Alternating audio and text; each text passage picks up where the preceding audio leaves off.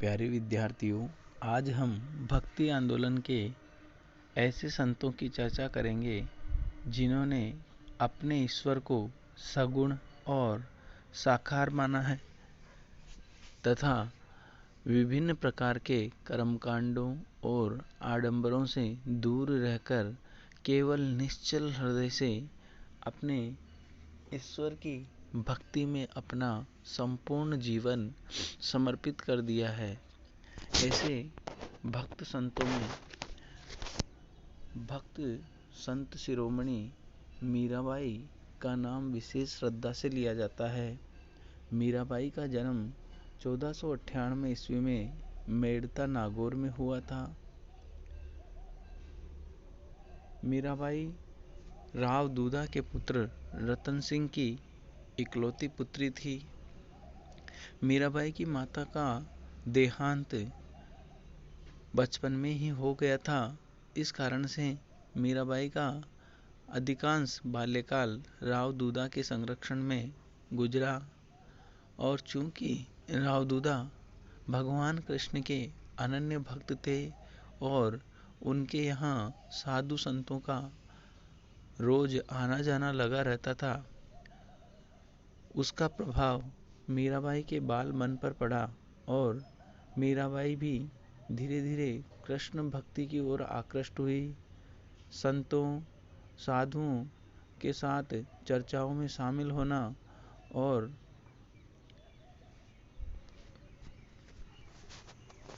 कृष्ण भक्ति के बारे में चर्चाएं करना बाल समय से ही मीराबाई ने शुरू कर दी थी। विवाह योग्य जब उम्र हुई तो मीराबाई का विवाह मेवाड़ के महाराणा सांगा के पुत्र भोजराज के साथ कर दिया गया, परंतु 7 वर्ष पश्चात ही भोजराज की मृत्यु हो गई और उनकी मृत्यु के बाद मीराबाई कृष्ण भक्ति की ओर और ज़्यादा समर्पित हो गई। वो भगवान कृष्ण को ही अपना पति मानने लगी तथा कृष्ण की मूर्ति के आगे साधु सन्यासियों के बीच प्रेम भाव से विभोर होकर नाचना गाना और साथ ही साथ संतों के साथ चर्चाओं में भाग लेना जारी रखा, जिससे मेवाड़ के महाराणाओं ने अपने कुल गौरव के खिलाफ माना और मीराबाई को मारने के लिए कई प्रकार के षड्यंत्र रचे गए। मेवाड़ के महाराणा रतन सिंह और उनके बाद विक्रमादित्य के द्वारा मीराबाई को घोर यातनाएं दी गई। मारने के लिए विभिन्न प्रकार के षड्यंत्र रचे गए, परंतु सफल नहीं हुए। अंत में मीराबाई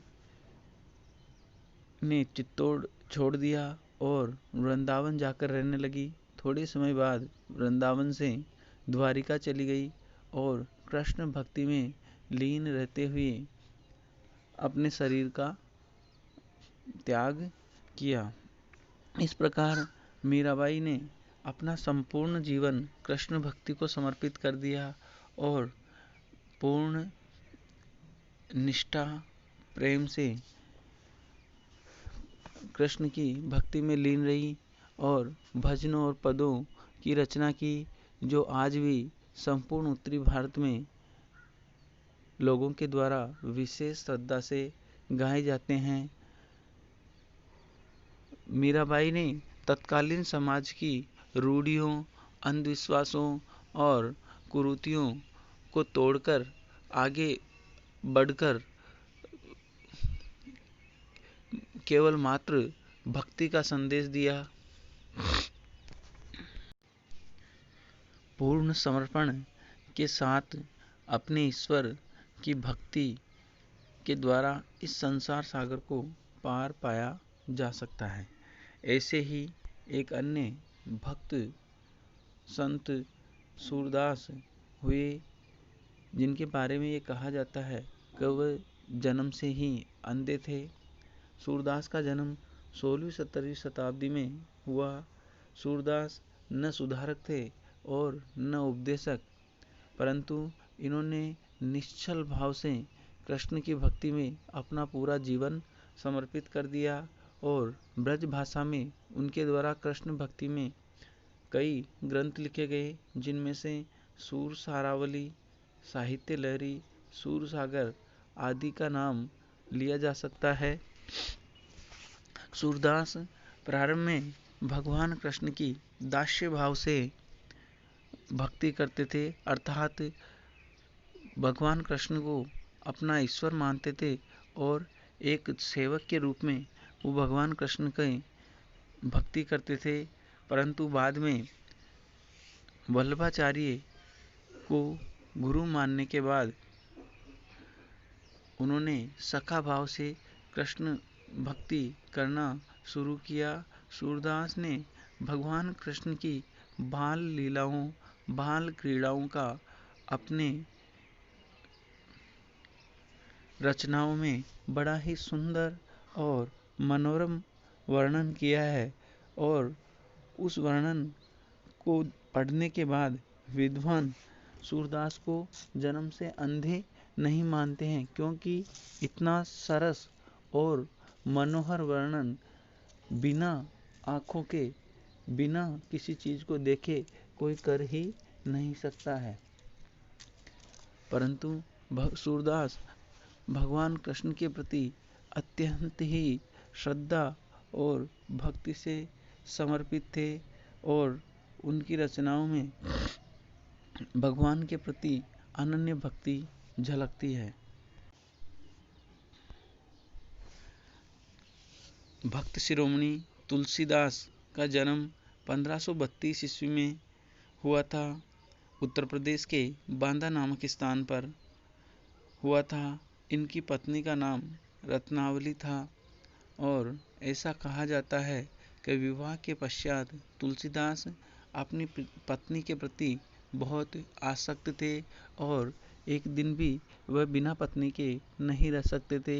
एक बार जब उनकी पत्नी मायके चली गई तो तुलसीदास भी पीछे पीछे मायके पहुंच गए। जब पत्नी ने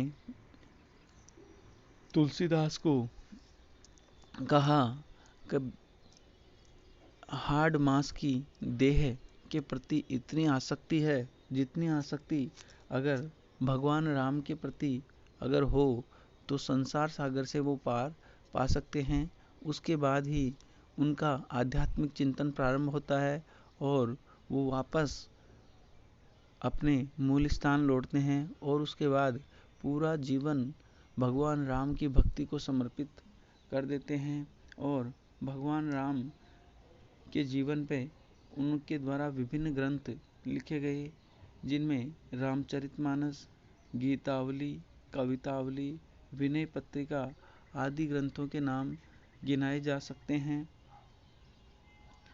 तुलसीदास भक्त कवि होने के साथ साथ समाज सुधारक एवं धर्म सुधारक भी थे। इनके द्वारा समाज के विभिन्न प्रकार के आडंबर और कर्मकांडों का विरोध किया गया।